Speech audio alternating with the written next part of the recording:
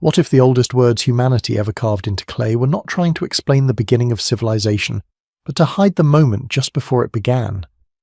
In the Sumerian tablets there is knowledge, law, ritual, and kingship.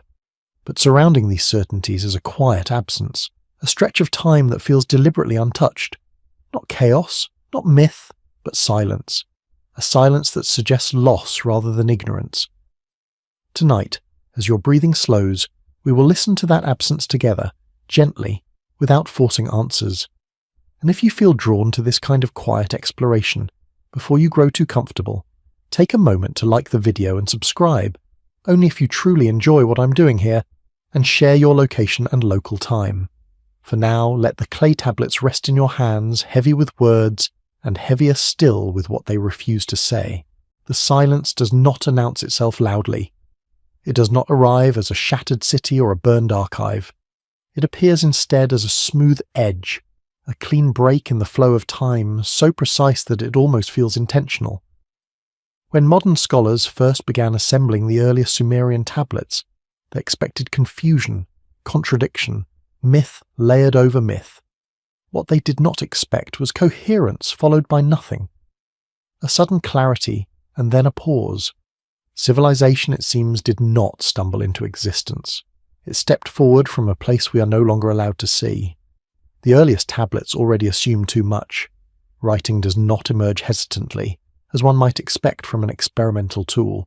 It arrives fully functional, standardized, governed by rules of grammar and accounting logic. Numerical systems are already abstract. Legal language is already formalized. Temple economies already understand surplus, labor obligation, and long-distance exchange. The people who pressed these signs into clay were not inventing civilization as they went, they were resuming it. And yet, when those same tablets gesture backward, they do so vaguely, almost defensively. Kingship is said to have descended from heaven, a phrase repeated so often that it loses metaphorical softness and begins to feel like a placeholder for something unspeakable. The king lists meant to establish continuity, betray anxiety instead. Reigns stretch impossibly long, then collapse suddenly into realistic spans with no explanation for the transition. The names change, the tone changes, time itself seems to contract. Something ended and something else began, but the tablets refuse to dwell there. Archaeology complicates this further. Beneath the earlier Sumerian city layers lie flood deposits, thick bands of silt that do not align neatly across all sites, yet appear often enough to resist dismissal. These layers are not subtle. They represent disruption, abandonment, rebuilding. In some cities, architecture restarts at a different orientation, as if memory itself had shifted. Streets no longer follow the same logic. Sacred spaces are rebuilt but simplified, as though their original meanings were remembered only partially. This is not gradual cultural evolution. This is recovery. What is striking is how calmly the tablets treat this. There is no lamentation, no extended reflection. The scribes do not describe a catastrophe. They simply continue, as if speaking of what came before would threaten the legitimacy of what exists now, as if silence itself were a form of protection. Myth enters here not as fantasy, but as residue. The stories of antediluvian kings, of divine instruction, of cities founded before the flood and restored after it, behave less like symbolic tales and more like compressed memory. They are too consistent across generations to be dismissed, yet too vague to be interrogated directly. Myth, in this sense, becomes a storage device for trauma, information passed along without details, emotion without chronology. Even the gods seem affected.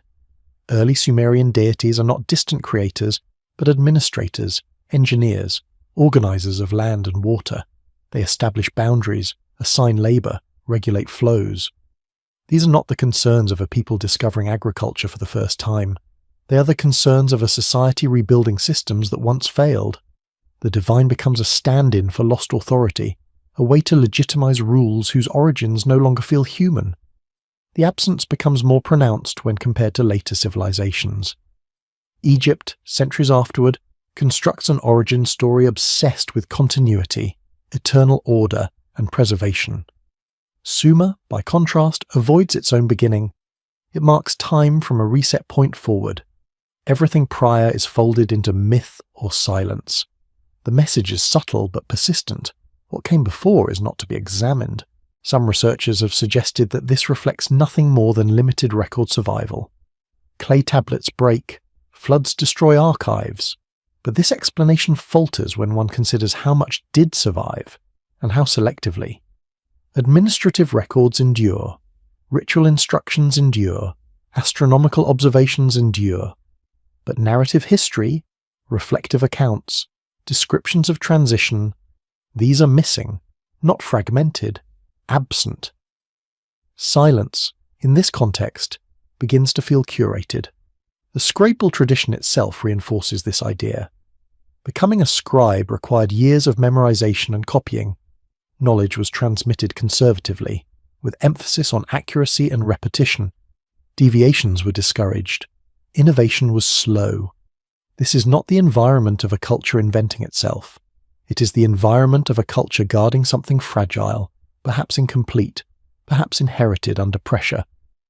One might expect curiosity about origins. Instead, there is reverence for structure. Lists dominate the early corpus.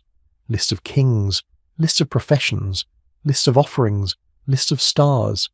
Lists impose order. They flatten complexity into sequence. They are tools for stabilization.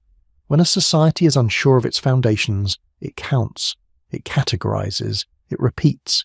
Even time is treated cautiously. Calendars are regulated. Omens are consulted. The sky is watched obsessively, not for wonder, but for warning, as if the heavens had once delivered a message that was misunderstood or arrived too late. The silence before civilization, then, is not empty. It is dense, heavy, pressing against the edges of what is written. Every tablet feels like a continuation of a conversation that began elsewhere, with participants no longer present. We are reading the minutes of a meeting without the opening remarks, the conclusions without the premise. What happened before Sumer does not announce itself through ruins alone, but through restraint, through the careful avoidance of narrative, through myth that gestures without explaining, through kingship that arrives already justified, already sacred, already untouchable, and perhaps that is the most unsettling possibility. Not that something was forgotten, but that something was deliberately not carried forward. That civilization did not emerge from ignorance, but from selection, from a choice about what could be remembered safely and what had to remain unspoken.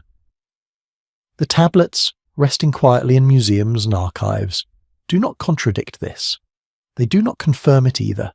They simply endure, patient and opaque, offering structure without confession. And in the space where explanation should be, the silence deepens, inviting us not to fill it too quickly, but to listen longer and consider what kind of beginning requires such careful quiet. If the tablets are quiet about beginnings, they are even more restrained about transition. Time in Sumer does not flow like a river. It behaves like a set of steps, sharply defined, with no visible slope between them. Dynasties begin already stabilized. Cities appear already planned. Institutions operate as though rehearsal has already taken place somewhere else. The question that lingers is not when civilization began, but how it managed to arrive already composed. The Sumerian king list is often treated as a chronological tool, yet its structure reads more like a psychological document. It opens with reigns that stretch across tens of thousands of years, then abruptly abandons this scale without apology. There is no explanation for why time suddenly begins behaving differently. No justification for why kings once ruled for epochs and now rule for decades. The shift is presented as self-evident, as though the reader is expected not to ask. This is not ignorance, it is discipline. When time changes behavior inside a record, it signals a rupture the record refuses to articulate. In geological terms, this would be called an unconformity. Layers of rock missing, not because nothing happened, but because something removed what was once there. In textual form, the king list performs the same function. It smooths over a discontinuity by formalizing it. Before this point, time was different. After this point, time is manageable. That is all the explanation offered.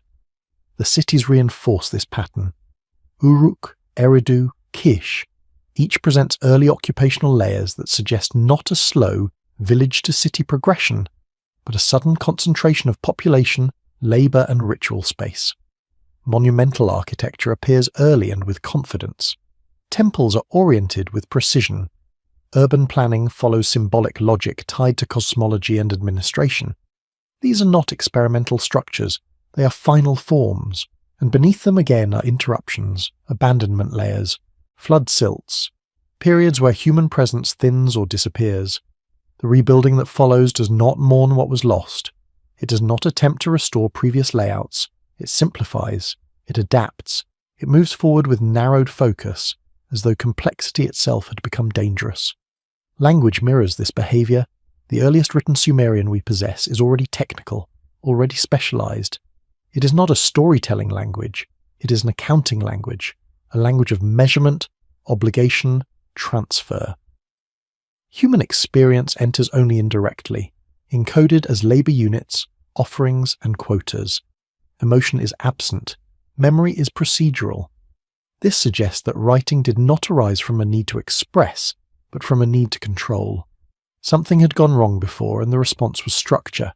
To write was to stabilise. To count was to prevent loss. To record was to ensure that whatever had failed once would not fail again in the same way. Even myth obeys this logic. The flood narratives do not dwell on suffering. They focus on survival protocols, instructions, measurements, lists of animals, exact durations. The gods do not grieve, they regulate. The hero does not protest. He complies. Catastrophe is framed not as tragedy, but as a problem that can be engineered around. This emotional distance is telling. Cultures that experience gradual development tend to mythologize struggle, growth, and moral lessons. Cultures that experience collapse tend to mythologize procedure.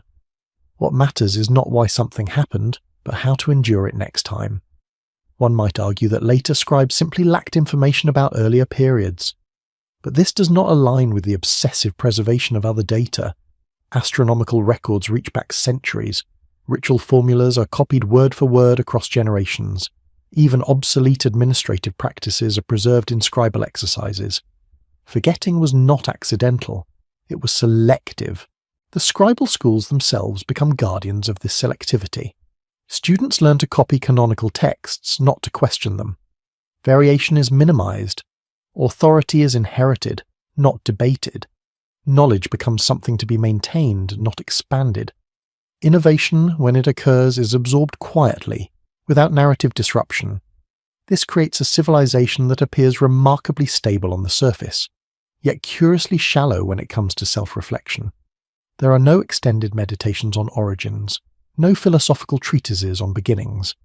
The past is segmented into usable blocks, mythic before, administrative now. Anything that does not serve function is left untouched. The gods, too, evolve in this constrained environment. They become increasingly specialized, increasingly tied to functions rather than stories. A god of canals, a god of boundaries, a god of records. Divinity is no longer an explanation of existence, but an enforcement of order. To disobey the system is not immoral, it is impious. This suggests that the system itself emerged from fear not of chaos in the abstract, but of a specific memory that could not be named. A collapse so thorough that it required the compression of history into myth and the narrowing of language into function. When later civilizations inherit these stories, they often misread them as primitive. But what if they are not primitive at all? What if they are post-traumatic? What if the simplicity is not a starting point but a recovery phase? Seen this way, Sumer is not humanity's first civilization. It is the first civilization to stabilize after a failure. Its silence is not emptiness. It is caution, and caution leaves traces. In the way time is counted, in the way authority is framed as divine rather than human, in the way writing avoids introspection, in the way myth gestures backward but refuses to linger. We are left with a civilization that remembers just enough to function, but not enough to risk reopening something unresolved. The gap before Sumer is not a void. It is a sealed chamber, its outline visible in every choice made afterward. As the tablets continue to speak, softly and methodically, they do not invite us to uncover what lies behind that seal. They warn us instead through their restraint. that whatever came before was powerful enough to require forgetting, and stable enough, perhaps, that its absence still shapes everything that followed. By the time writing becomes common in Sumer, memory has already been sorted into categories. There are things that may be counted, things that may be named, and things that are never addressed directly. This sorting does not feel accidental. It feels like the outcome of a long negotiation between what can survive being remembered and what cannot. One of the most revealing absences is the absence of narrative time. Events do not unfold, they are registered. A flood happens, but it is not dated as a turning point. A city falls, but its fall is absorbed into a list of successors. Even war, which later civilizations dramatize endlessly, appears stripped of story. Victories are tallied, losses are calculated. The human experience inside them dissolves into administrative residue. This creates the impression of a culture uninterested in itself, but the opposite may be true. Sumer appears intensely self-aware, yet unwilling to indulge reflection. The tablets behave like tools designed to keep the present intact, not mirrors meant to explore the past. They stabilize reality rather than interpret it. This restraint becomes clearer when compared with what does survive. Omens, thousands of them. Liver omens, celestial omens, weather omens, birth omens. The future is dissected obsessively. Every deviation from the expected pattern is catalogued. This is not superstition in the casual sense. It is surveillance. A civilization that watches the future this closely is one that fears repetition. If something terrible has already happened once, the worst danger is not ignorance, but surprise. Omens promise early warning. They offer the illusion of control over recurrence. The future becomes safer than the past because the past contains something unnamed that cannot be prevented retroactively. Even the gods are bound by this logic. They do not act freely. They consult. They argue. They submit to fate, to decrees older than themselves. This is a universe where power is constrained by precedent. A universe that has learned, painfully, that unrestrained forces lead to collapse. The concept of fate in Sumer is not poetic. It is bureaucratic. Decrees are written, tablets are sealed, decisions are archived. Fate is something filed away, not passionately endured. Once again, memory is externalized, locked into objects that do not feel. This suggests that writing itself may have emerged as a response to unreliability, of memory, of oral transmission, of human judgment. Clay does not forget. Clay does not reinterpret. Clay preserves without emotion.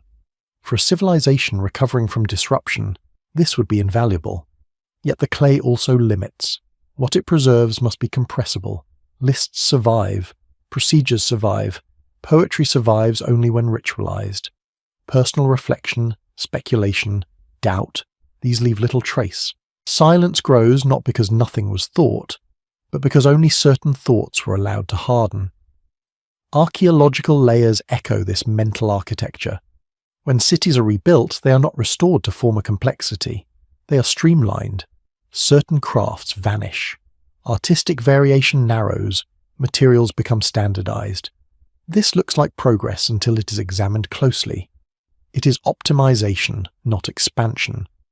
A narrowing of possibility in service of endurance. The same pattern appears in social structure. Roles are fixed early.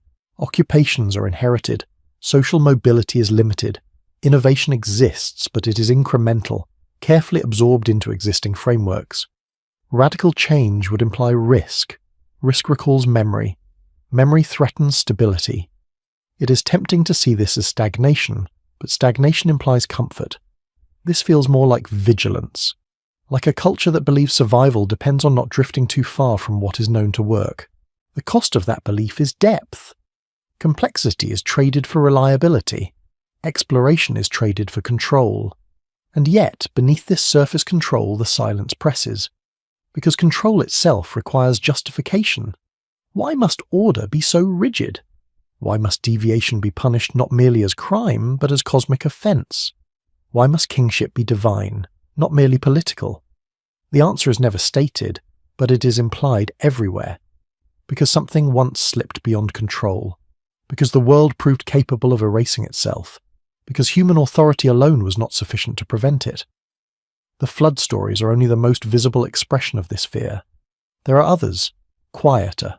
Sudden disappearances of cities, abrupt changes in material culture, shifts in religious emphasis that occur without explanation. Each suggests adjustment after shock, not organic evolution. Even the idea of civilization as a gift from the gods can be read differently through this lens. Perhaps it is not gratitude being expressed, but deflection.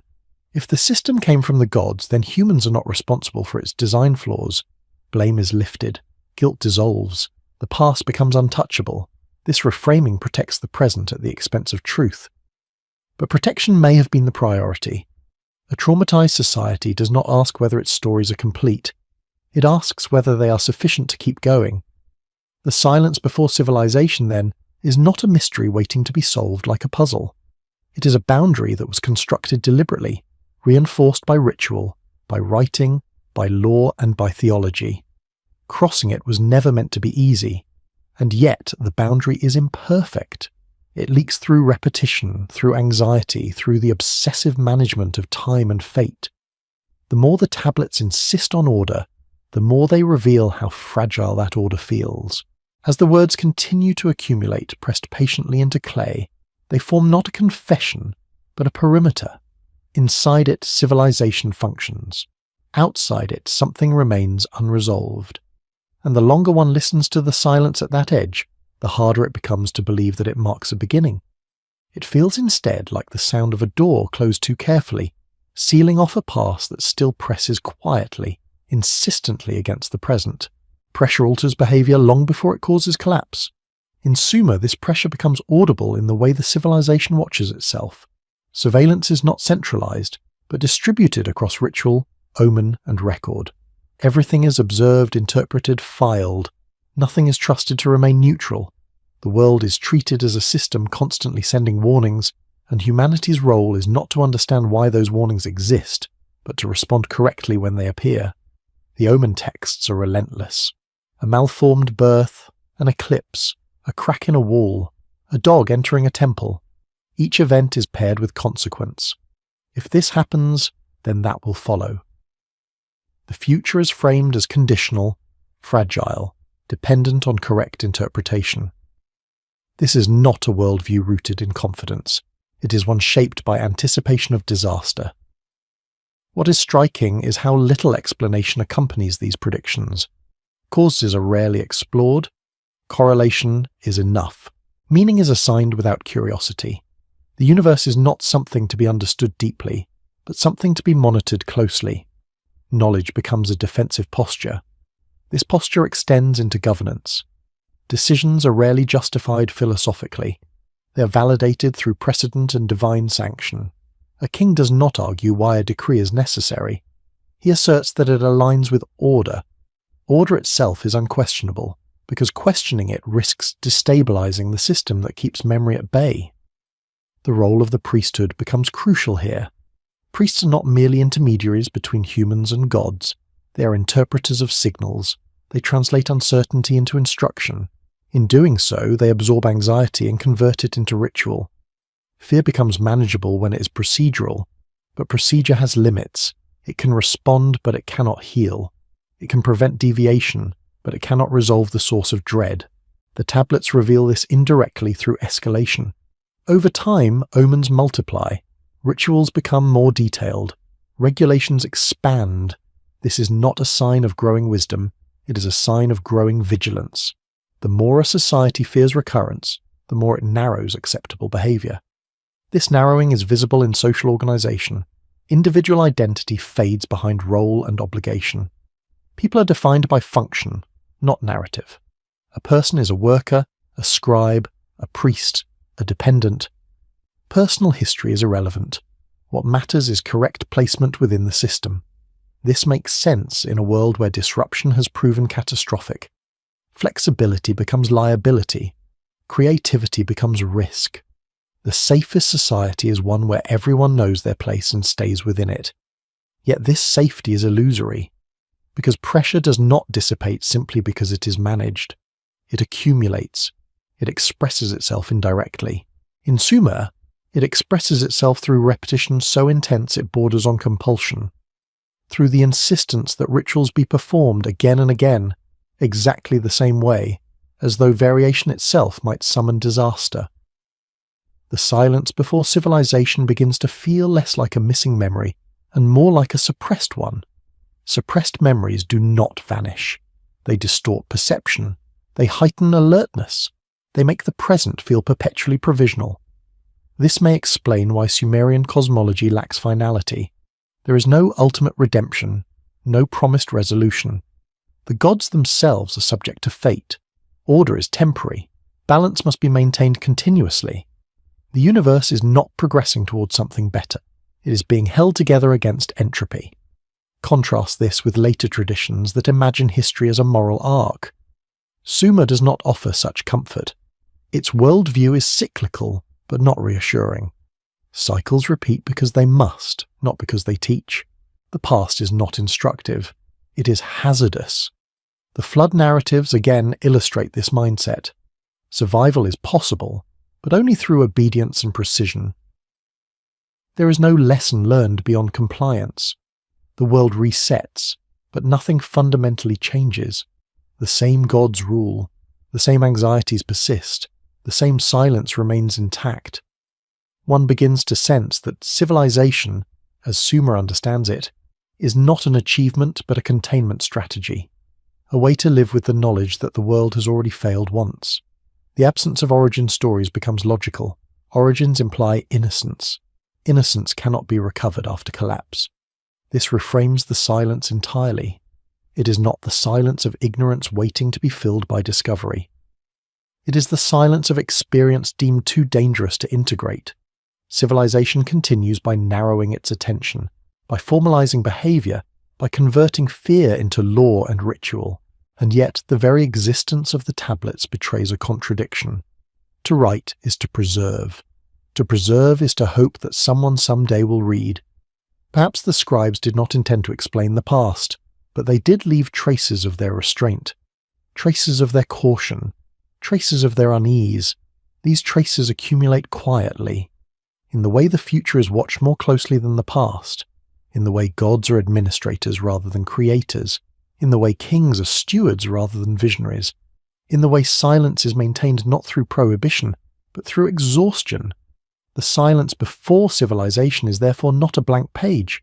It is a pressure point, a stress fracture running beneath the entire structure. The more carefully the structure is maintained, the more evident the fracture becomes. As we listen longer, the question is no longer whether something happened before Sumer. The question is, what kind of event would make forgetting feel safer than remembering, and what it costs a civilization to build its entire sense of order around that choice. The tablets do not answer this. They continue recording. They continue regulating. They continue watching the future for signs of a past that refuses to stay buried. And in that watching, in that endless vigilance, the silence speaks, not of emptiness, but of something endured. There is a moment, buried deep in the administrative calm of the tablets, where vigilance begins to resemble fatigue. The system holds, but it holds tightly. Civilization continues, but it does so with a narrow margin for error. The silence that once felt like protection now feels like weight. By this stage, Sumer is no longer merely guarding order, it is defending it. The volume of regulation increases. More omens are catalogued. More rituals are specified. More social behaviors are fixed into law. This expansion is not driven by curiosity, but by apprehension. The world is treated as increasingly unstable, even as institutions grow stronger. One can see this tension in the way disasters are recorded. Droughts, floods, famines, when they appear, they are not framed as exceptional events. They are absorbed into routine. Offerings are adjusted. Calendars are recalibrated. Responsibility is diffused upward, toward the gods, and outward, toward fate. Nowhere does the record pause to ask whether the system itself might be failing. This avoidance becomes more pronounced as cities compete and conflict intensifies. War is no longer rare, yet it is never philosophized. Victories are reported, spoils are listed, captives are counted. The human cost dissolves into numbers. War is treated as a disruption to be managed, not a trauma to be processed. This is important. Societies that reflect on war tend to produce narrative history. They write about causes, mistakes, heroes, and regrets. Sumer does not. Its wars leave logistical traces, not stories. The silence remains intact, even as violence becomes a defining feature of the landscape. The same is true of collapse on a smaller scale.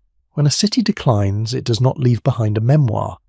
It leaves behind gaps in record keeping, reduced output, shorter lists, abrupt endings. The absence is visible, but uninterpreted. Decline is not explained, it is endured. This pattern suggests that explanation itself may have been seen as dangerous. To explain is to assign causality.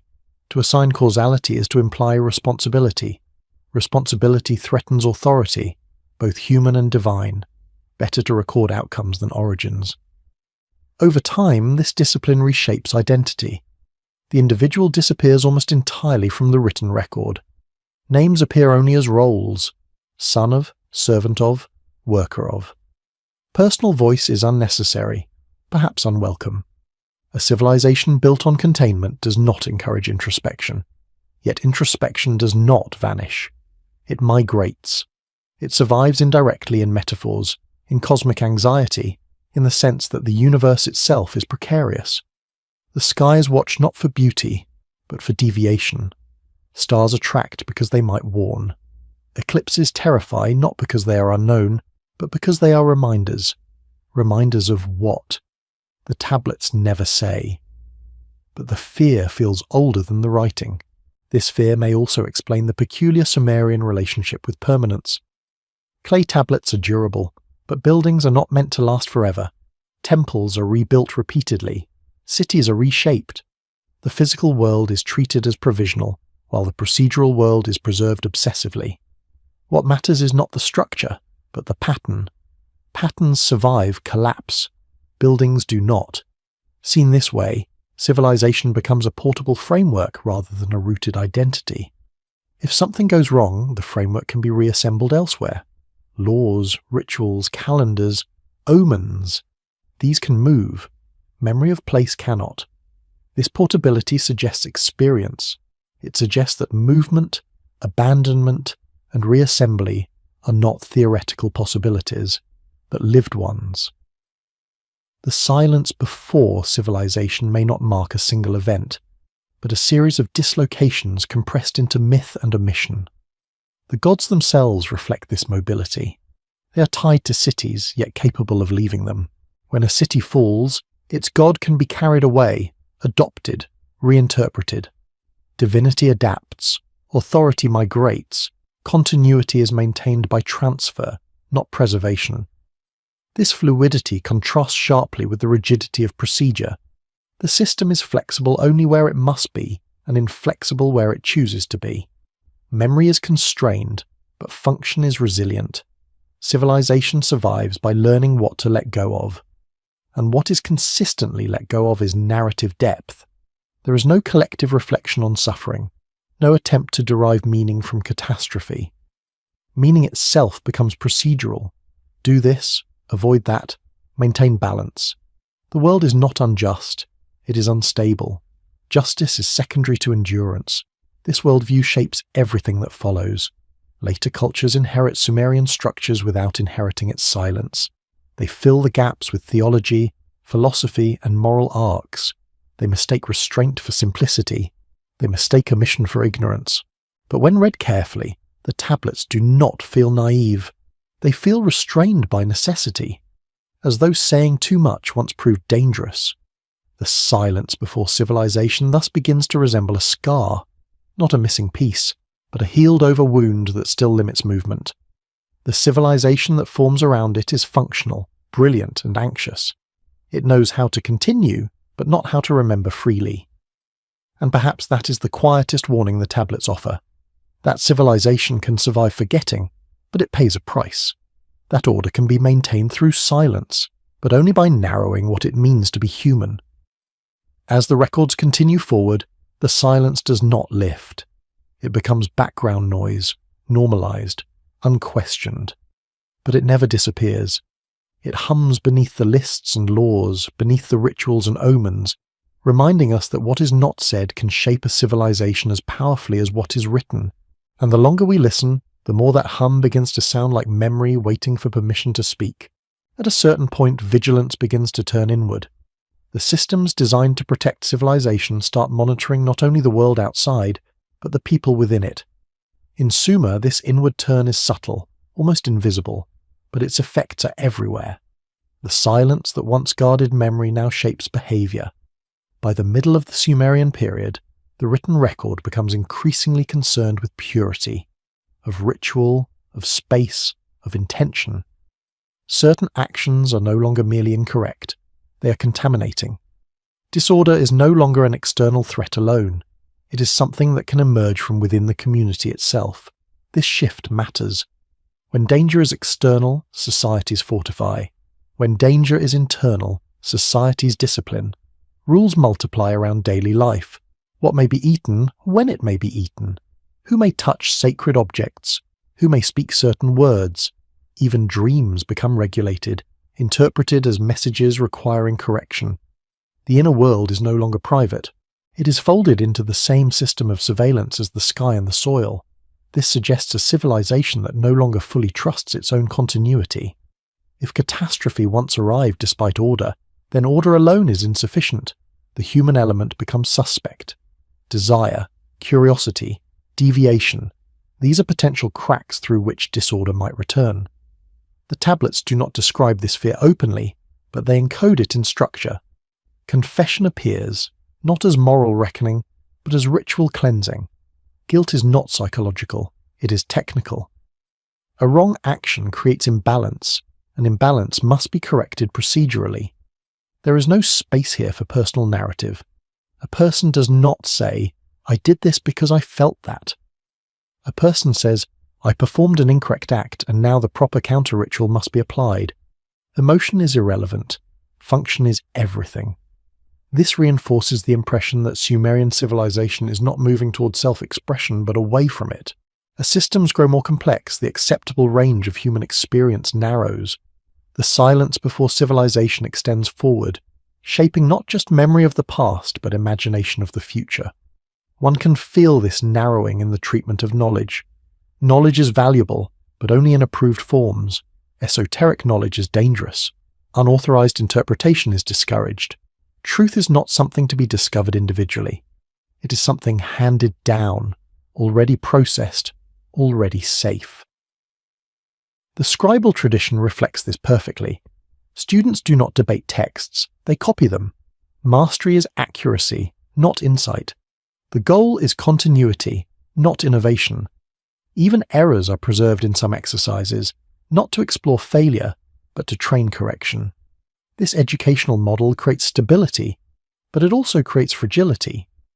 When a system depends on exact replication, it struggles to adapt to novelty. And novelty, in a changing environment, is unavoidable. The tablets begin to show signs of this strain indirectly. Reforms are introduced quietly, calendars are adjusted, rituals are reinterpreted. But these changes are never framed as responses to failure. They are presented as refinements, as if the system had always intended to evolve this way. The silence absorbs the admission of error. This pattern becomes clearer when we look at how Sumerian culture handles disappearance. People vanish from records, cities fade, practices fall out of use. Rarely is this acknowledged directly. Absence is not explained, it is normalized. In modern terms, this would be called dissociation. Attention shifts away from what cannot be integrated. The system continues by focusing on what remains functional. But dissociation has consequences. It fragments identity. It creates a sense of unreality beneath routine. The world functions, but it does not feel whole. The gods reflect this fragmentation. They multiply, each governs a narrower domain. Power is divided, specialized, compartmentalized. No single god holds total authority. Even the highest deities are constrained by councils and decrees. This diffusion of power may appear sophisticated, but it also suggests distrust. No one force is allowed to dominate completely. Balance is maintained through division, not unity. The cosmos itself is managed like a bureaucracy, and bureaucracies, while effective, are not comforting. They replace meaning with process. They ensure survival but not understanding. The silence before civilization thus echoes forward as an absence of meaning-making.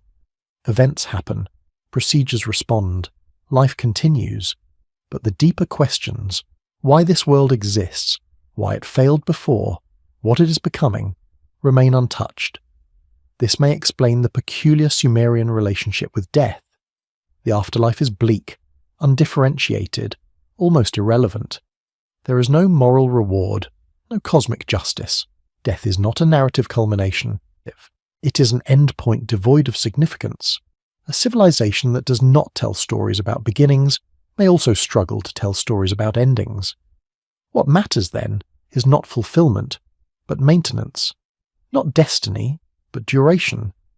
Civilization exists to persist, not to explain itself. This worldview is remarkably effective for a time. Sumerian cities endure for centuries. Their influence spreads. Their systems are adopted, adapted, inherited. Writing itself becomes humanity's most powerful tool. Yet the cost of this effectiveness is subtle. A civilization built on containment cannot easily integrate surprise. When truly new pressures arise, climatic shifts, migrations, external powers, the system responds by tightening further. More rules, more rituals, more silence. The tablets from later periods begin to feel crowded. Instructions pile upon instructions. Omens multiply beyond manageability. The future becomes increasingly uncertain despite all efforts to control it. At this point, the silence is no longer just a boundary around the past. It is a condition of the present, a constant background hum of unacknowledged anxiety. And still, the tablets do not break. They do not confess. They do not explain. They continue to function, even as the world they regulate grows more unstable.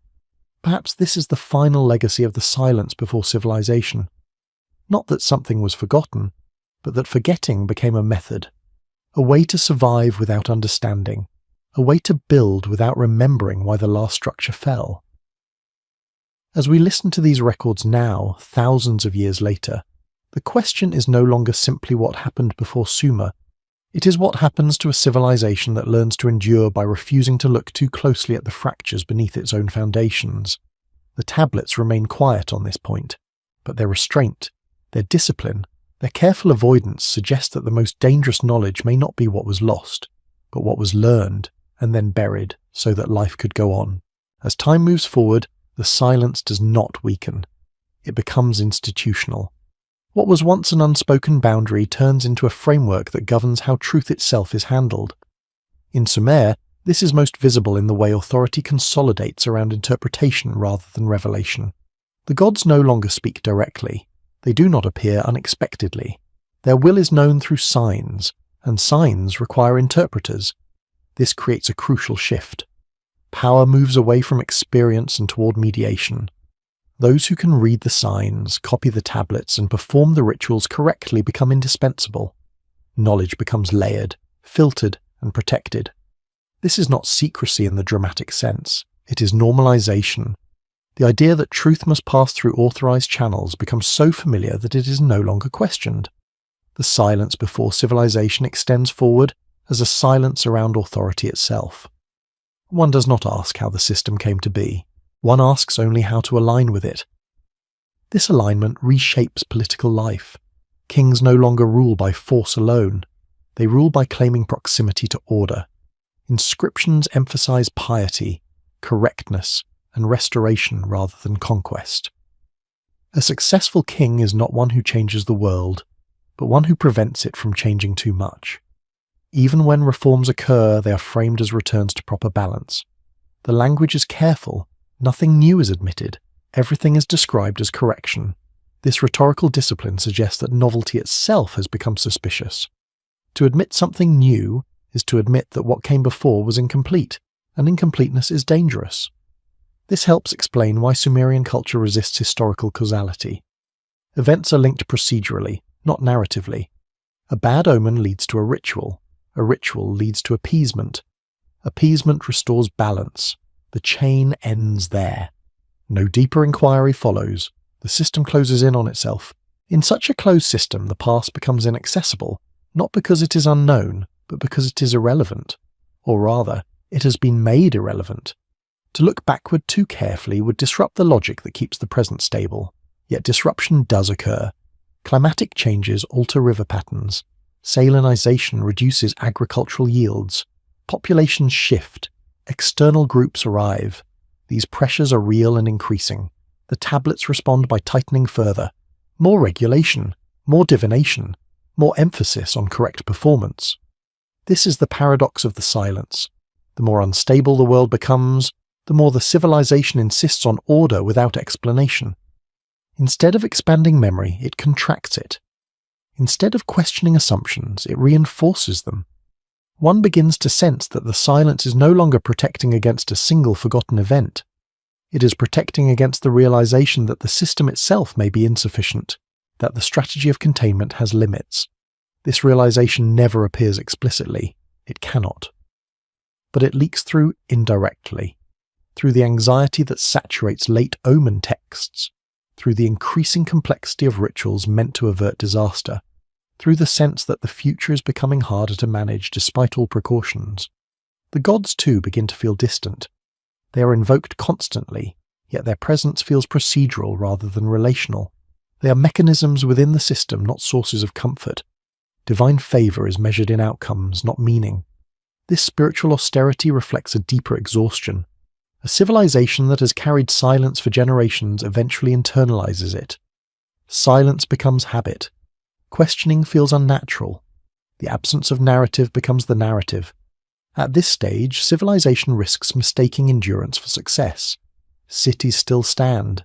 Tablets are still written. Rituals are still performed. From the outside, the system appears stable. But stability without renewal becomes brittleness, and brittleness breaks not through reflection, but through impact. The silence before civilization now casts a shadow forward. It limits adaptability. When pressures exceed what procedure can manage, there is no framework for reinterpretation, only escalation. More rules, more signs, more fear. This may explain why Sumerian influence eventually diffuses rather than consolidates. Its systems spread, but its core weakens. Writing travels, law codes are adapted, gods are renamed. But the original structure fragments. Fragmentation is not failure, it is transformation. But transformation requires narrative integration, and that is precisely what the silence has prevented. As later cultures inherit Sumerian foundations, they begin to fill the gaps. They tell stories about beginnings. They moralize floods. They personalize gods. They introduce arcs of meaning. In doing so, they resolve some of the anxiety that Sumer never articulated. But the cost of that resolution is forgetting where the anxiety came from. For Sumer itself, the silence remains intact to the end. It does not dissolve into confession. It does not erupt into mythic excess. It simply persists, shaping a civilization that values order above understanding. The tablets stacked in archives, copied across centuries, continue their quiet work. They regulate, they instruct, they warn, they do not explain. And perhaps that is their final lesson. That civilization can function remarkably well without answering its deepest questions. That it can build, govern, and endure while leaving its origins sealed behind disciplined silence. But also that such silence accumulates cost. It narrows imagination. It restricts resilience. It leaves a culture vulnerable not to chaos, but to change. As we read these records now, the silence no longer feels like a missing piece waiting to be recovered. It feels like an active force that shaped every choice that followed, a force that allowed civilization to resume, but never to heal completely. And in that unresolved tension between endurance and understanding, we begin to see not just the limits of Sumer, but a mirror held up to civilization itself. When a civilization lives too long inside containment, it begins to forget that containment was ever a choice. In Sumer, this forgetting does not erase anxiety. It normalizes it. What was once a response to disruption becomes the default shape of reality. The silence is no longer guarding the past. It is defining the present. This shift can be felt in how uncertainty is treated. Early on, uncertainty is something to be managed through ritual and omen. Later, it becomes something to be eliminated altogether. Ambiguity grows suspect. Multiple interpretations narrow into sanctioned ones. The range of acceptable meaning contracts. The tablets reveal this quietly. Variants disappear. Textual diversity thins. Canon hardens. What survives is what fits. What does not fit simply vanishes from the record. This is not censorship in the dramatic sense. It is attrition.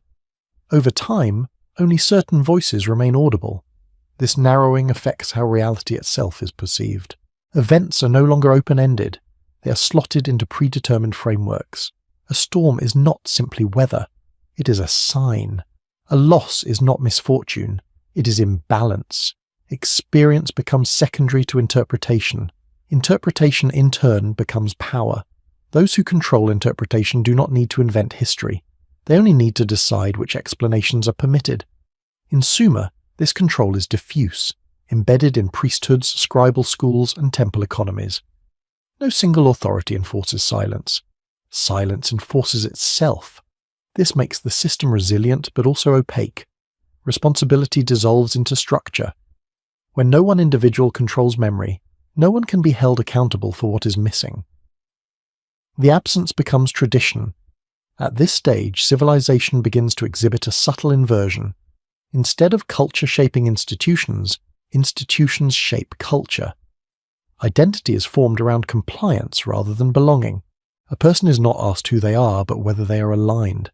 This alignment extends even into thought. Certain questions simply do not arise, not because they are forbidden, but because the conceptual space for them has been eroded.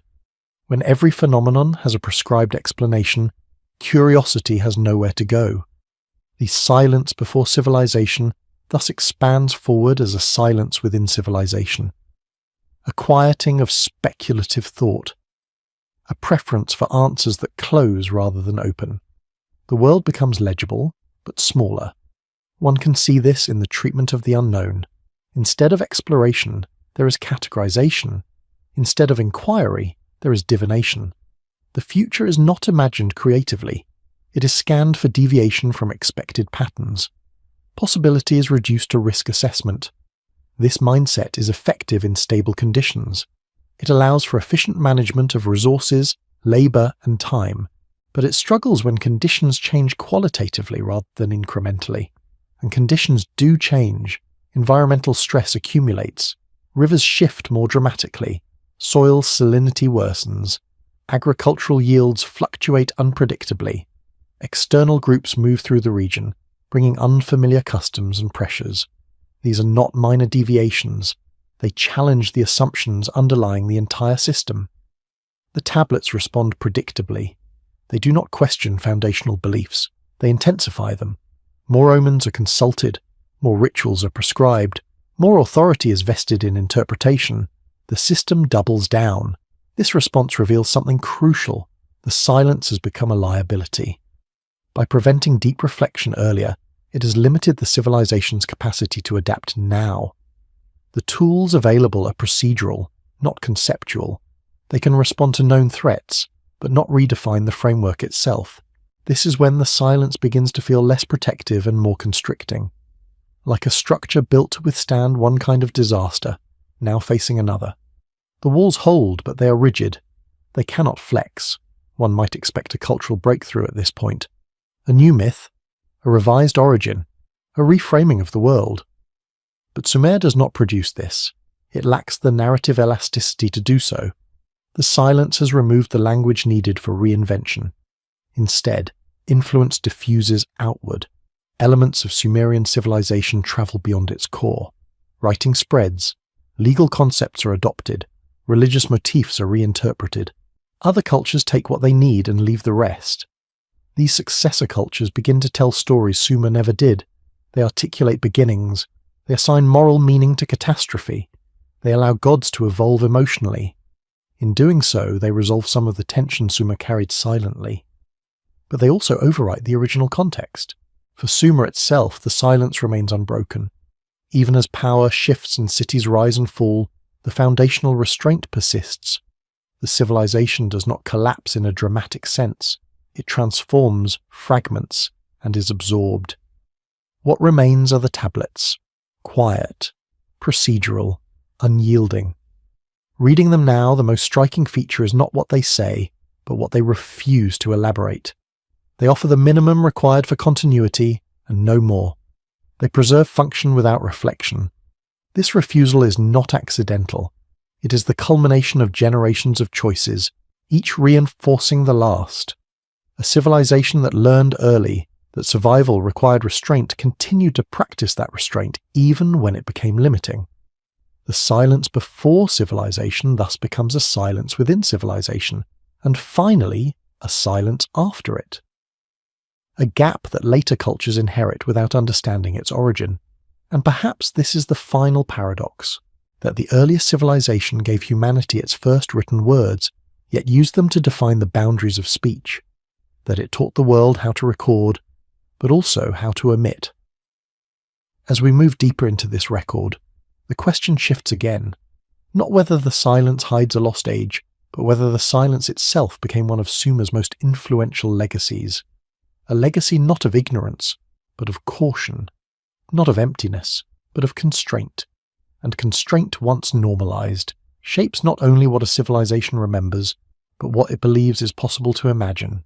What follows restraint is often reinterpretation. When a civilization can no longer expand its understanding internally, its ideas begin to travel outward, where others will reshape them. In Sumer, this outward movement does not arrive as confessional renewal, it arrives as inheritance. Later cultures encounter Sumerian systems as finished objects. Writing appears already formed, law appears already articulated, kingship appears already sanctified. To those who receive these structures, they look like origins. But origins are often misread resumptions. As Sumer's political center weakens, its intellectual center disperses. Scribes move, merchants carry tablets and practices, deities cross borders and acquire new names. What spreads is not the silence itself, but the framework built around it. The restraint remains embedded, but it is no longer consciously maintained. This creates a subtle transformation. When later societies adopt Sumerian concepts, they fill the gaps Sumer left open. They ask questions Sumer avoided. They narrate beginnings. They moralize catastrophe. They personalize the gods. In doing so, they convert procedural memory into story. The flood becomes a lesson. Kingship becomes a moral trial. Creation becomes purposeful. Where Sumer offered containment, its successors offer meaning. But meaning has a cost. It simplifies ambiguity. It resolves tension prematurely. This silence that once protected Sumer from destabilizing memory is replaced by explanation. And explanation brings confidence. This confidence is seductive. It allows civilizations to believe they understand where they came from. It allows them to imagine progress rather than resumption. It allows them to place catastrophe safely in the past, rather than feeling it as an ongoing possibility. But in filling the silence, something else is lost. The Sumerian restraint preserved uncertainty. It left space for the unknown to remain unknown. It acknowledged, without stating, that the world could exceed comprehension. Later narratives close that space.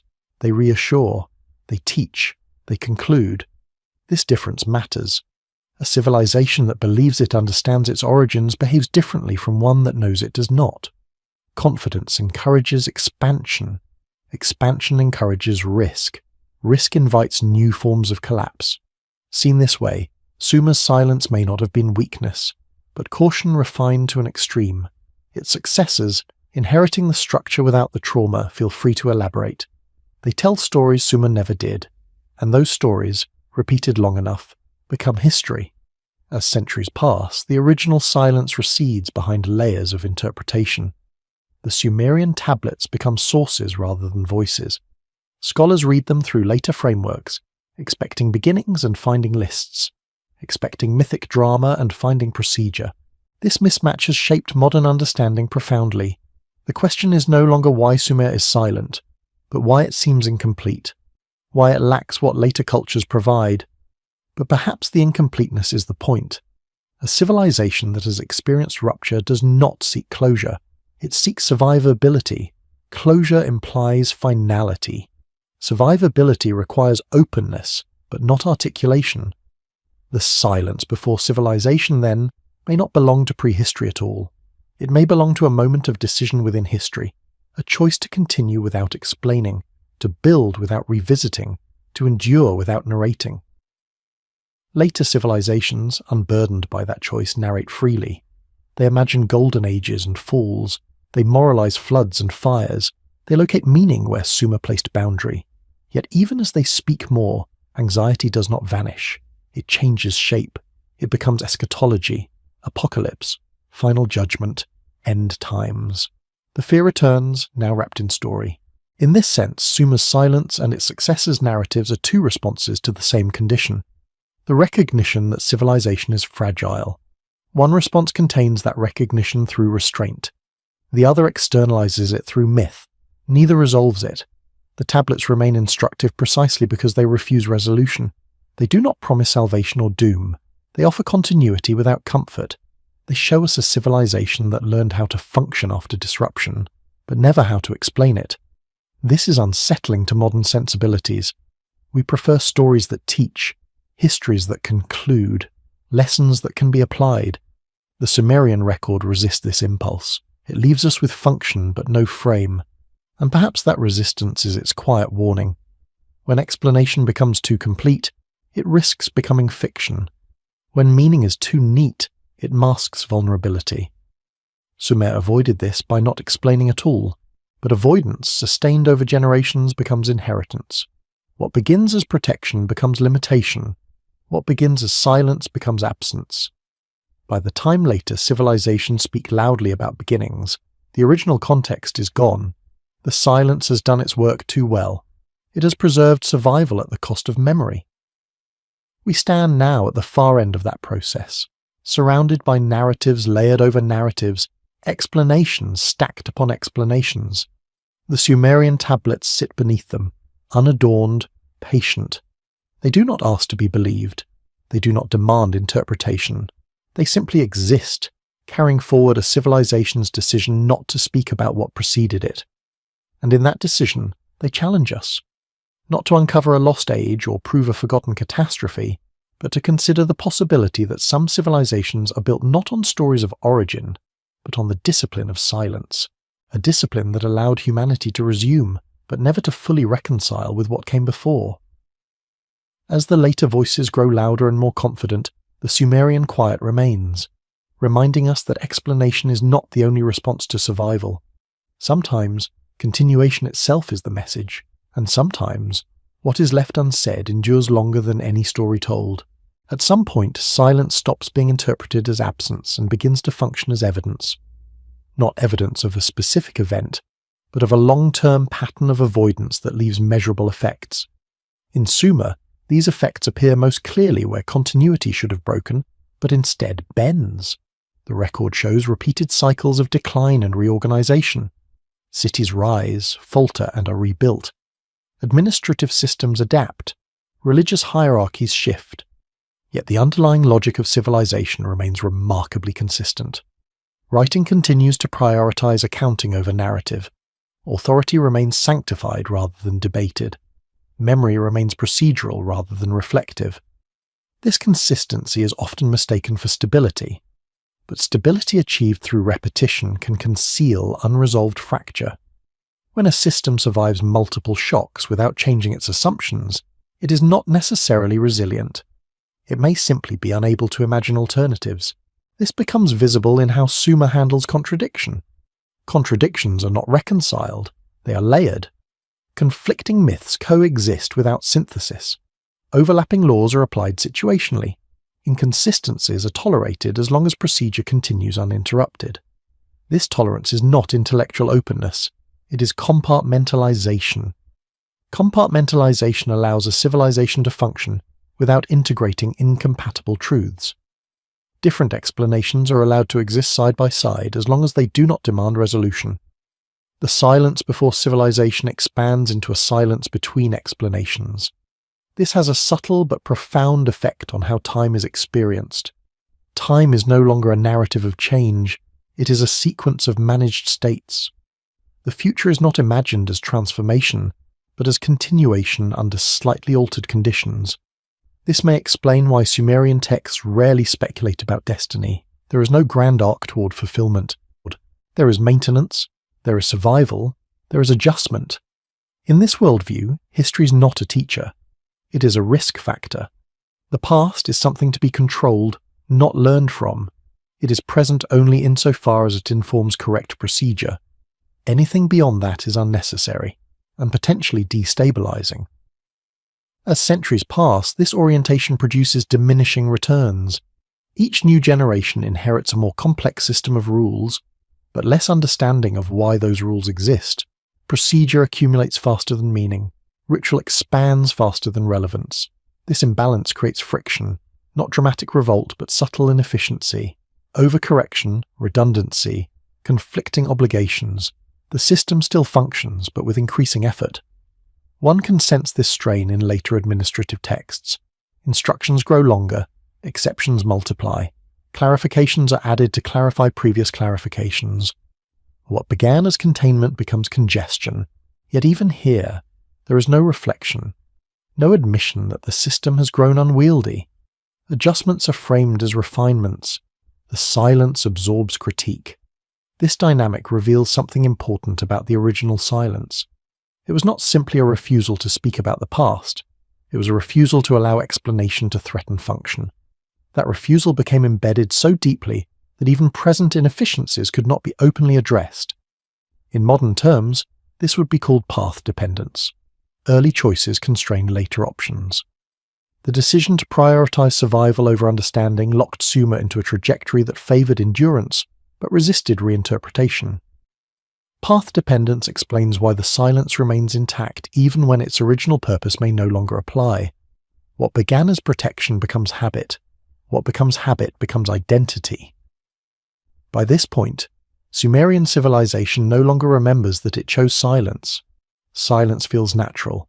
Narrative absence feels normal. Explanation feels unnecessary. This normalization is the silence's greatest achievement. It allows civilization to operate without questioning its foundations. It prevents destabilizing inquiry. It preserves continuity across generations. But it also ensures that when truly transformative change becomes necessary, the tools to conceptualize it are lacking. This tension becomes critical as external pressures intensify. New powers emerge. Trade networks shift. Climatic variability increases. The old procedures strain under new conditions. The system responds as it always has, by tightening, by consulting more signs, by enforcing more precise rituals, by reinforcing authority. These responses buy time, but time is not infinite. Eventually Sumer does not collapse into chaos. It dissolves into inheritance. Its cities lose primacy. Its language fades from daily use. Its gods are absorbed and reinterpreted. Its writing becomes a scholarly relic rather than a living tool. From the outside, this looks like decline.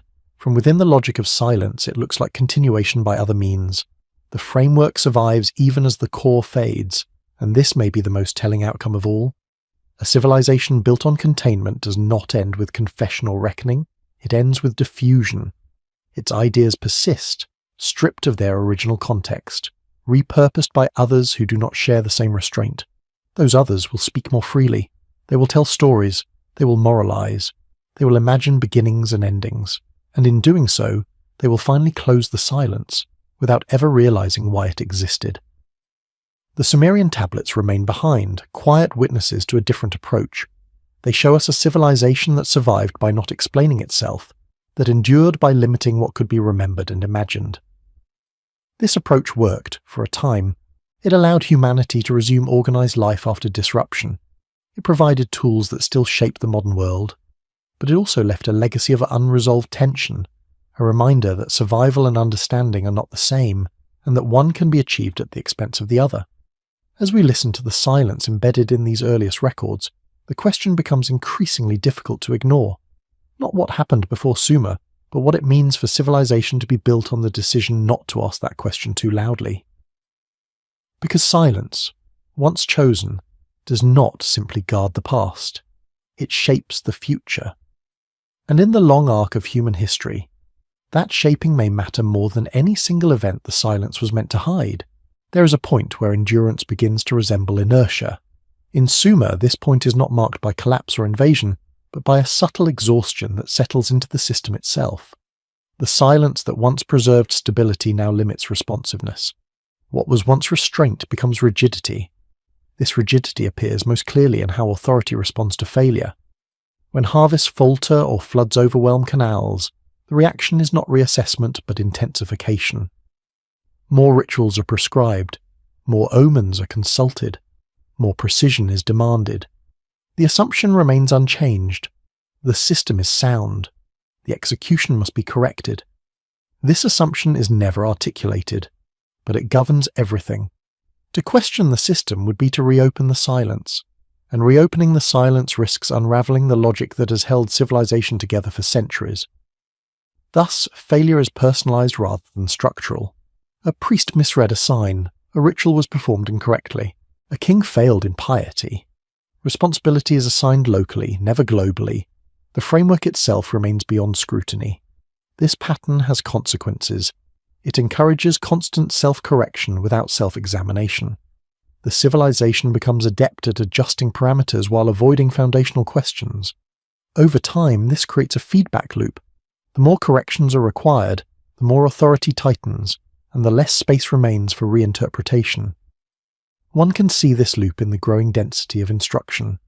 Tablets multiply, regulations expand, the margin for acceptable variation shrinks.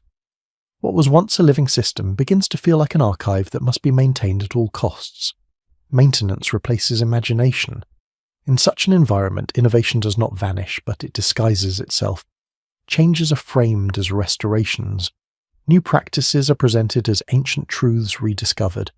Nothing new is allowed to appear openly. Everything must claim precedent. This obsession with precedent is revealing. Precedent provides legitimacy without explanation. It allows action without inquiry. It preserves continuity while avoiding narrative risk. But precedent also accumulates weight. Each layer adds obligation. Each preserved rule constrains future choice. Eventually the system becomes heavy with its own past, even as it refuses to reflect on that past meaningfully. This is where silence becomes paradoxical. The civilization avoids memory in narrative form, yet becomes burdened by memory in procedural form. It remembers everything except why. The human experience within this system grows increasingly narrow. Life is defined by compliance. Success is measured by alignment. Deviation is pathologized. Even misfortune begins to feel like error.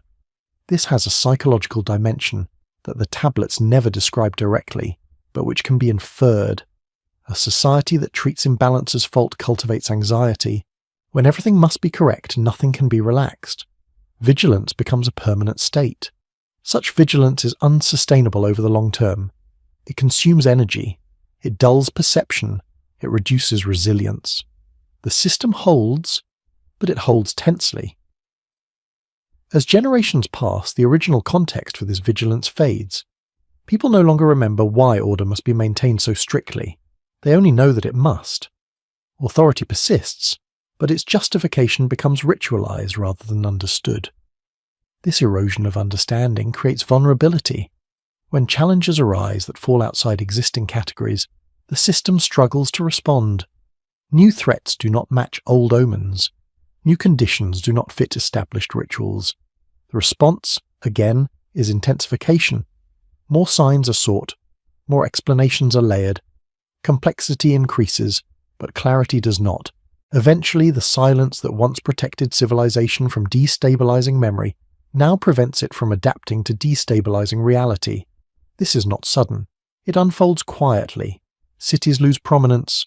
Administrative efficiency declines. Authority fragments. The system does not fail dramatically. It thins. The thinning is important. It suggests that the silence does not end with collapse, but with diffusion. The core weakens while the periphery absorbs its elements. Writing continues elsewhere. Law codes are adapted. Gods travel and change. Sumer itself becomes background. Its identity dissolves into the civilizations it influenced. From within, this may not have felt like failure. Continuation was always the goal. Survival by any means, even if that meant being absorbed, was preferable to rupture. In this sense, the silence achieves its ultimate function. It allows civilization to persist beyond itself. The framework survives even as the origin disappears, but the cost becomes clearer in retrospect. A civilization that never reconciles with its own disruption cannot transmit that lesson. Its successors inherit tools without context. They gain structure without understanding its necessity. They speak more freely, they narrate origins, they imagine progress. And in doing so, they expose themselves to the very vulnerabilities Sumer sought to avoid. The silence, then, is not merely a historical curiosity. It is an experiment in civilizational psychology. What happens when a society chooses endurance over explanation?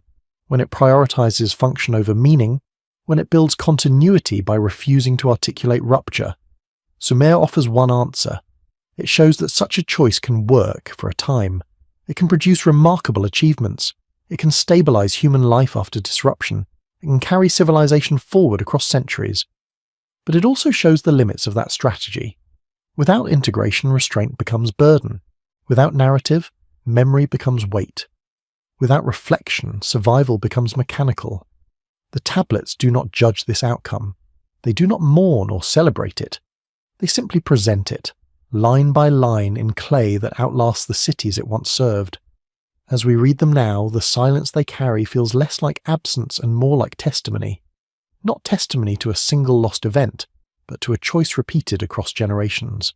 A choice to continue without explaining, to build without revisiting, to endure without understanding.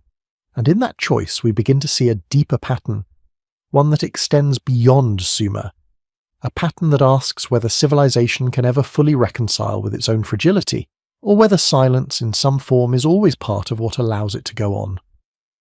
The tablets offer no answer. They do not need to. Their silence is already speaking.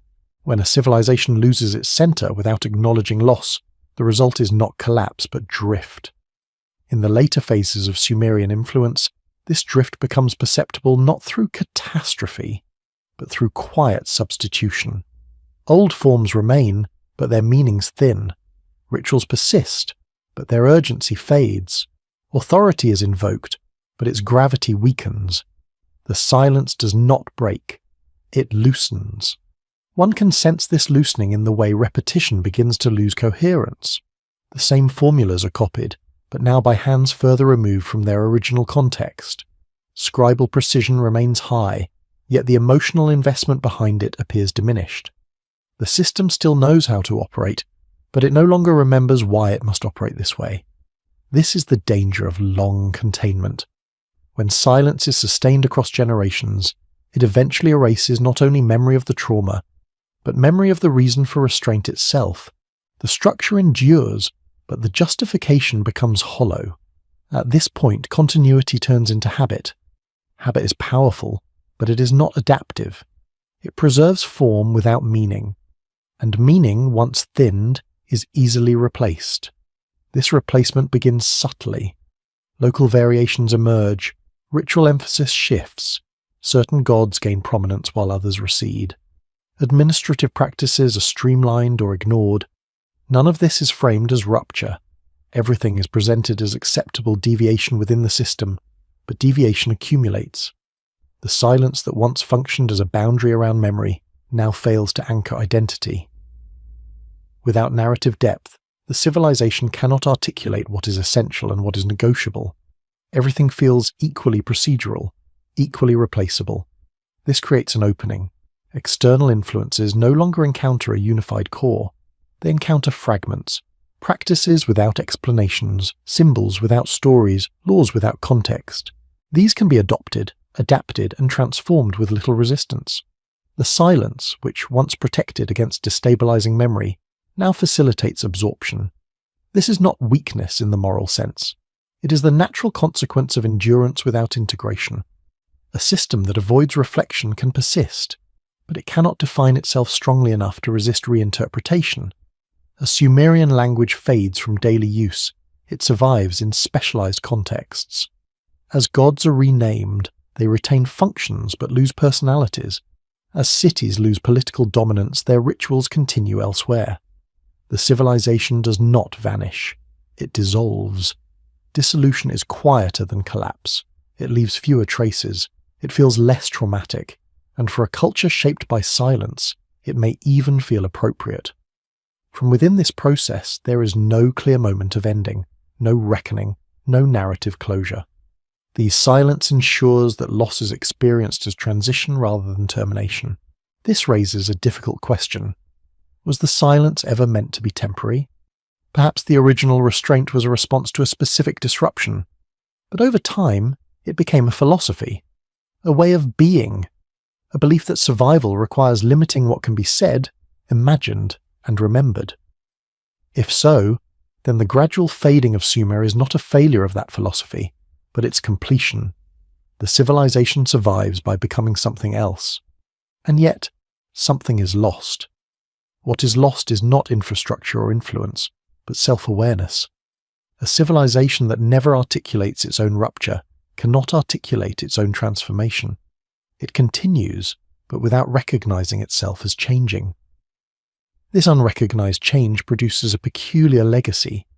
Later cultures inherit Sumerian tools without inheriting Sumerian caution. They speak more freely. They narrate origins and destinies. They imagine meaning where Sumer preserved function. But because the original silence is no longer understood, its purpose is misread. What was once restraint is interpreted as ignorance. What was once discipline is seen as primitivism. The civilization that chose not to speak is judged for having nothing to say. This misreading is profound. It shapes modern assumptions about progress. We equate speech with understanding, narrative with advancement, explanation with superiority. The Sumerian record challenges this equation quietly, by existing without satisfying it. The tablets do not argue their case. They do not demand reinterpretation. They remain procedural, indifferent to later judgment. And yet, their silence persists as influence. It influences how law is codified, how administration is prioritized, how authority is legitimized through tradition rather than debate, how systems value continuity over introspection.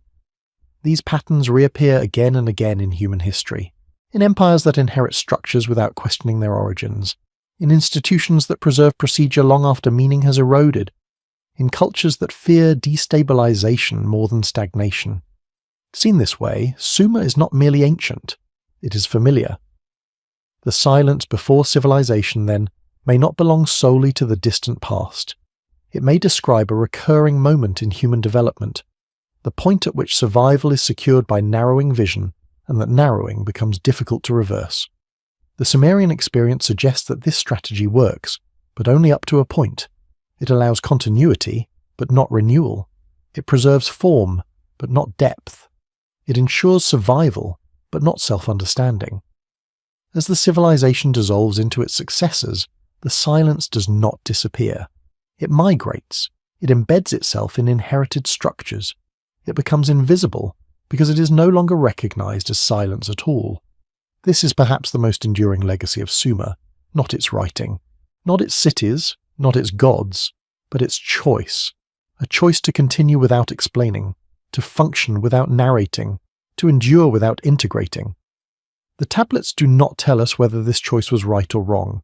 They simply show us its consequences, unfolding slowly across centuries, and in doing so, they invite a final, unsettling reflection. Not about what was lost before civilization began, but about what civilizations may lose when silence becomes indistinguishable from stability. Because when silence feels normal, the absence of memory no longer alarms. It simply becomes the way the world is. When distance grows large enough, silence begins to look like intention. From the vantage point of later centuries, the Sumerian restraint no longer feels reactive. It feels deliberate, almost philosophical. A civilization that could have spoken more chose not to. And that choice invites a different kind of question. Not what happened before, but what Sumer believed language itself was capable of doing. In the tablets, language is not used to explore uncertainty. It is used to bind it. Words are tools, not windows. They shape behavior, not perception. To name something is to assign it a place in the system, not to wonder about its nature. This functional approach to language reflects a deep skepticism about speech itself. Speech can destabilize, stories can spread, interpretations can multiply. Language, left uncontrolled, can reopen what has been sealed. Writing solves this problem by fixing language in place. Clay does not argue. Clay does not evolve easily. Once impressed, it resists reinterpretation. Writing becomes a way to domesticate language, to slow it down, to prevent it from drifting into dangerous speculation. This is why the earliest texts feel so constrained. They are not meant to inspire, they are meant to regulate. Even poetry, when it appears, is ritualized, bound to specific contexts and repeated verbatim. Creativity exists, but it is contained. Contained creativity is safe creativity. This containment extends to cosmology. The universe is described but not interrogated. The sky is mapped but not mythologized excessively. The stars are signs, not stories. They warn, they instruct, they do not invite contemplation. Such a worldview treats wonder as liability. One can see this clearly in the absence of philosophical questioning. There are no recorded debates about the nature of existence, no dialogues exploring doubt, no sustained inquiry into origins or purpose. These are not omissions of capacity, they are omissions of permission. The silence before civilization thus becomes a silence around speculation, a boundary drawn not just around memory, but around imagination itself. This boundary shapes how Sumer understands truth. Truth is not something to be discovered through questioning. It is something to be inherited through correct transmission. Accuracy matters more than insight. Fidelity matters more than originality. In this framework, error is not a step toward understanding. It is a threat to order. And so, error must be minimized, corrected, erased. The educational system reinforces this. Scribes learn by copying. Mastery is demonstrated through replication. Deviation is failure. There is no reward for alternative interpretation. Knowledge advances only when it can be absorbed without disrupting structure. This creates a powerful continuity, but at a cost. The civilization becomes increasingly dependent on inherited frameworks. When those frameworks no longer align with reality, adjustment becomes difficult. The silence that once protected against destabilizing memory now protects against destabilizing thought. And yet, this protection is never total. Cracks appear at the margins, in regional variations, in minor textual inconsistencies, in the quiet evolution of rituals that no longer quite fit their original purpose. These cracks are not acknowledged, but they accumulate. The system responds by tightening further. Canon is reinforced. Authority is centralized. Interpretation becomes narrower. The silence grows thicker, not thinner. This thickness is what later observers mistake for simplicity. They see a civilization without philosophy and assume intellectual infancy. But what if it is the opposite? What if this restraint reflects an understanding that some questions cannot be safely explored without destabilizing everything else? In this reading, Sumer is not naive. It is cautious to the point of austerity. This austerity extends even to emotion. The tablets rarely express grief, joy, or wonder directly. Human feeling is subsumed under function. Suffering is acknowledged only insofar as it requires response. Celebration is ritualized rather than spontaneous. A civilization that limits emotional expression is one that fears emotional excess. Excess leads to unpredictability. Unpredictability recalls collapse. Thus, the silence before civilization echoes forward as emotional discipline. But discipline, sustained too long, becomes distance. Distance dulls engagement.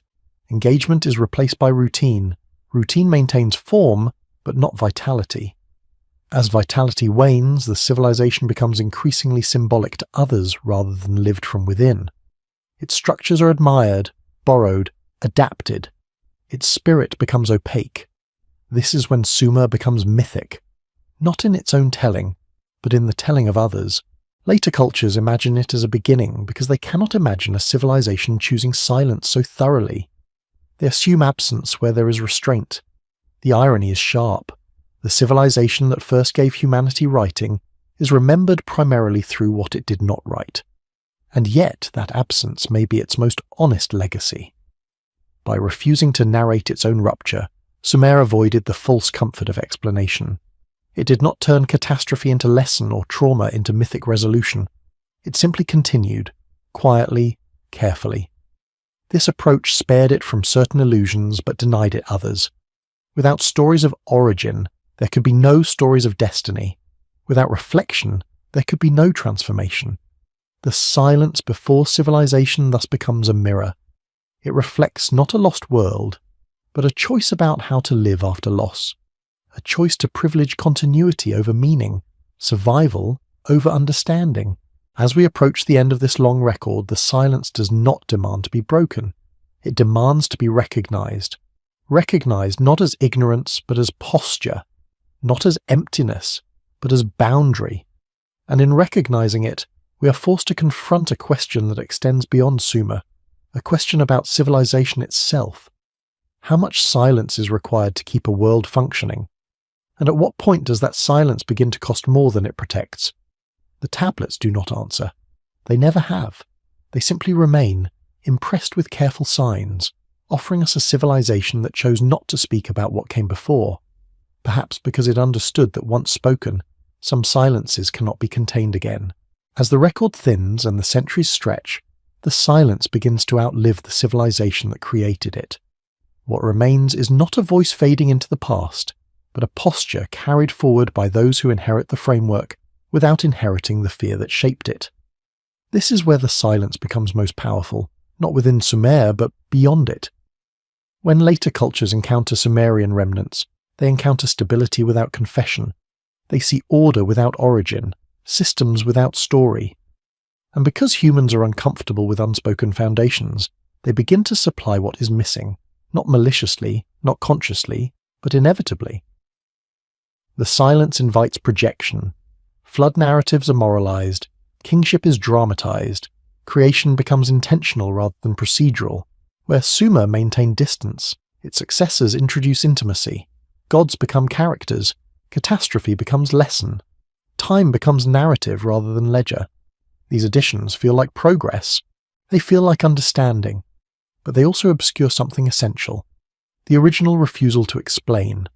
By filling the silence, later civilizations relieve themselves of its burden. They no longer have to live with unresolved tension.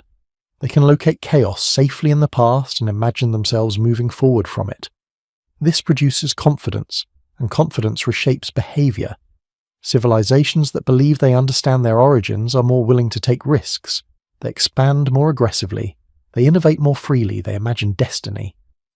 And in doing so, they expose themselves to new forms of collapse. Sumer did not imagine destiny. It imagined continuity. That difference is subtle, but it matters. Continuity does not require belief in progress. It requires only that the next cycle be survived. Destiny, by contrast, demands movement towards something imagined as better. It encourages transformation. It tolerates disruption. The silence before civilization functioned as a brake on that impulse. It limited imagination to what could be safely maintained. It narrowed vision to what had already been proven survivable.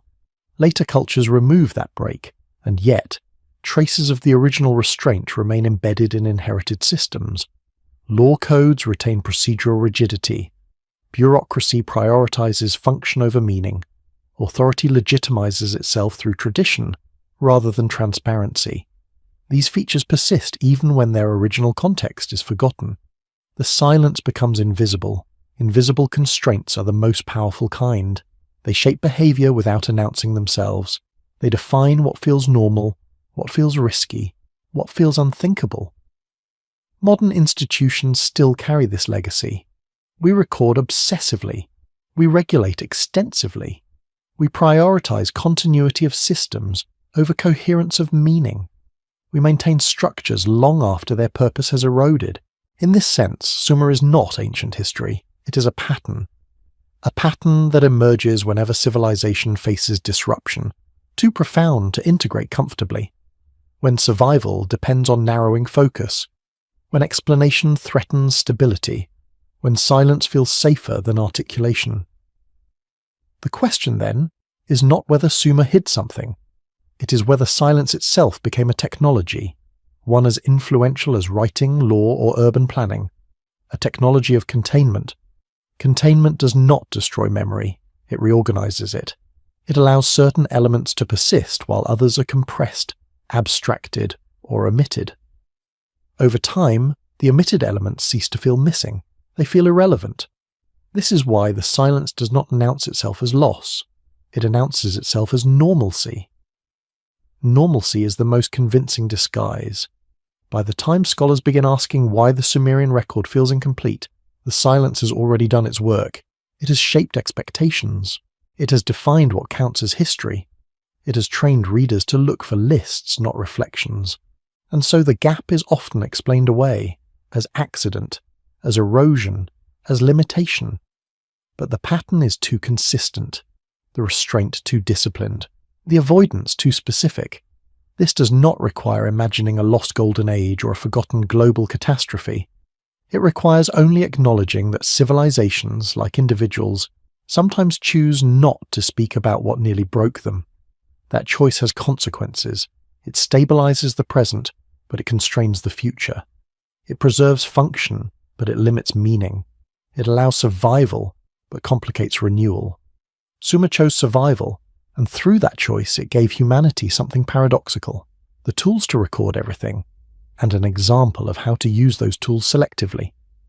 As later cultures speak more freely, the contrast sharpens. We inherit stories of beginnings, arcs of destiny, promises of resolution. These narratives comfort us. They give shape to time. They suggest purpose. But beneath them, the procedural skeleton remains. The silent framework persists. Systems continue to value stability over understanding, continuity over reflection. The silence has not vanished. It has simply been covered. This raises a final, unsettling possibility: that the silence before civilization was not unique to Sumer, that it marks a recurring threshold in human history, the moment after rupture, when explanation feels dangerous and survival demands restraint. If so, then Sumer is not the exception. It is the template, a civilization that survived by not asking too much, by not saying too much, by not remembering too clearly. The tablets do not tell us whether this was wisdom or fear. They do not resolve the tension. They leave it intact, and perhaps that is their most enduring instruction, that civilization does not always advance by speaking louder. Sometimes it advances by choosing what not to say, but silence, once chosen, accumulates meaning of its own. It shapes institutions, it shapes imagination, it shapes what future generations believe is possible to know. As we stand at a distance from Sumer, reading its quiet records through layers of later interpretation, we are faced with a choice similar to the one it once made. Do we rush to fill the silence with certainty? Or do we allow it to remain, unresolved, reminding us that survival and understanding are not the same thing? The tablets do not guide us here. They simply endure. And in their endurance, they leave us with a final lingering unease that some silences are not gaps to be closed, but boundaries meant to be recognized, lest the act of filling them repeat the very cycle they were meant to contain. When silence persists long enough, it begins to shape not only what is remembered, but how remembering itself is understood. By the final centuries in which Sumerian influence can still be traced as a coherent inheritance, the silence has fully detached from its original cause. What remains is a civilization, and then a legacy, that treats memory as utility rather than inquiry. This shift is subtle, but decisive. Memory no longer asks questions, it performs tasks. The tablets that survive from this period are meticulous, yet emotionally vacant. They record transactions, omens, repairs, obligations. They preserve continuity with extraordinary discipline, but they no longer appear to expect understanding. Understanding has become optional. Correct execution is everything. At this stage, the silence is no longer guarding against destabilizing knowledge. It is guarding against destabilizing curiosity. Curiosity implies alternatives. Alternatives imply choice. Choice implies responsibility. Responsibility threatens the logic of inherited order. And so the system continues to reward accuracy over insight, obedience over interpretation, repetition over reflection. Civilization persists as a series of instructions handed forward without commentary. What is striking is that this persistence does not feel triumphant. There is no sense of culmination, no celebration of endurance. The record does not pause to admire itself. It simply continues until it does not. When Sumer finally fades as a living civilization, it does so without drama. There is no final tablet announcing an ending, no last reckoning. The silence ensures that decline is experienced as dispersal rather than loss. Language shifts, power relocates, gods are absorbed, systems migrate. The framework survives, but the voice disappears. This outcome reveals something essential about the nature of the original silence. It was never designed to preserve identity. It was designed to preserve function. Identity, which requires narrative, memory, and reflection, was always secondary. Once function can be maintained elsewhere, the civilization itself becomes unnecessary. This is not failure by the standards Sumer appears to have valued. Survival of structure mattered more than survival of self. Continuity of order mattered more than continuity of voice. And yet, from a human perspective, something profound is missing. Without narrative integration, the civilization cannot articulate what it has been. Without articulation, it cannot recognize transformation. Without recognition, it cannot grieve. The silence denies grief as thoroughly as it denies confession. Grief would require acknowledgement of loss. Acknowledgement would require naming what was lost. Naming would reopen memory. Memory would threaten containment, so the silence holds. This may explain why later cultures, encountering the remnants of Sumer, feel compelled to speak for it, to imagine what it did not say, to supply myths of origin and collapse, to give voice where restraint once ruled. But these voices are not Sumer's. They are projections layered over absence. The original civilization resists them quietly.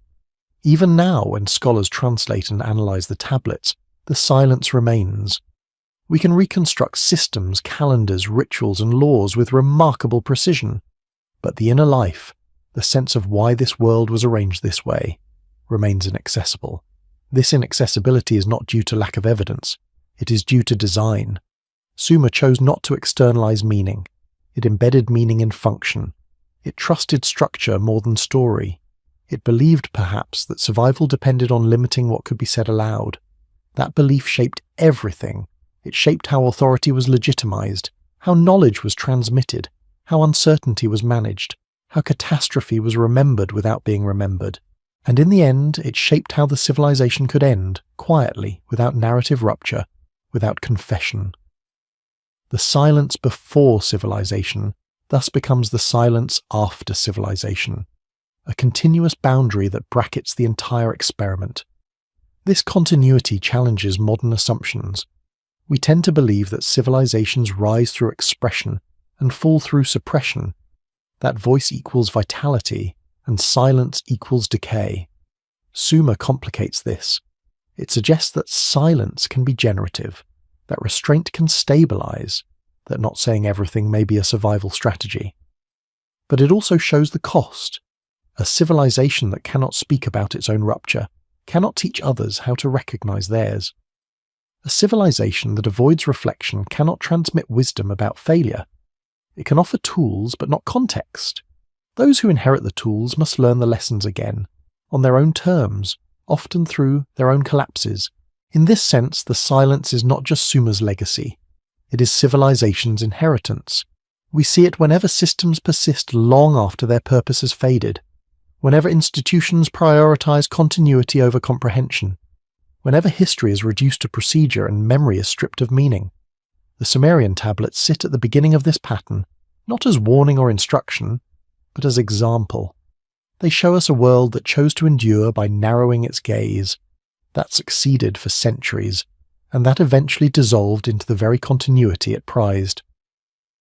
As we approach the end of this long examination, the silence no longer feels mysterious in the way it did at first. It feels intentional, sustained, and costly.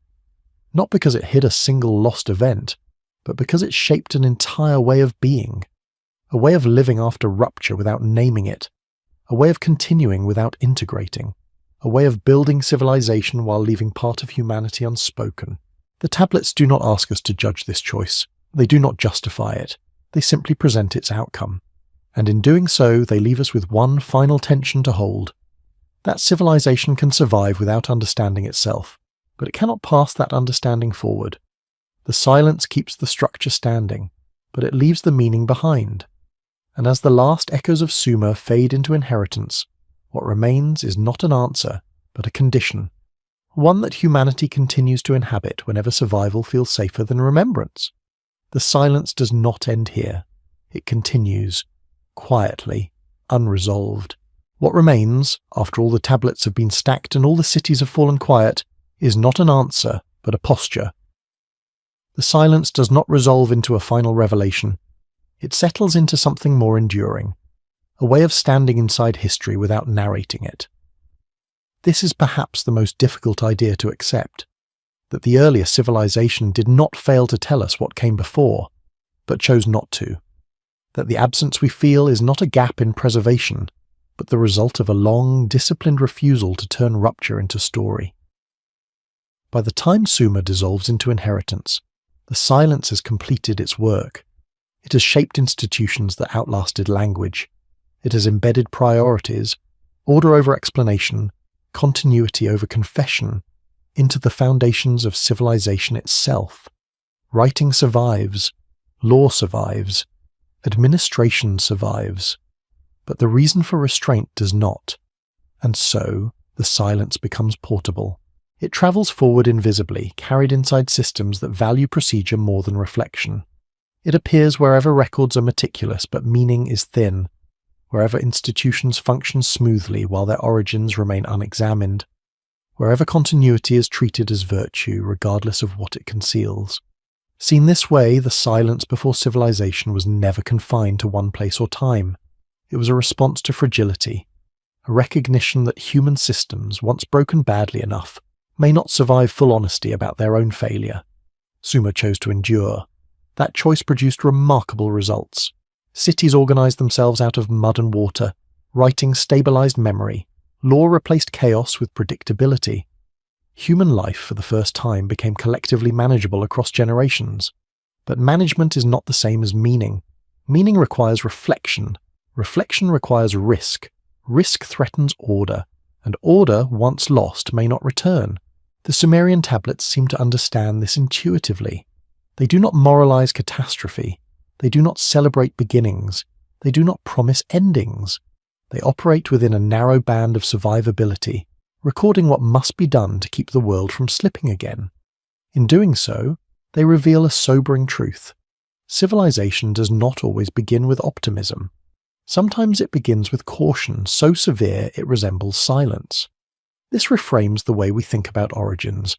Instead of imagining a dawn filled with curiosity and wonder, we are invited to imagine a morning after, quiet, controlled, careful.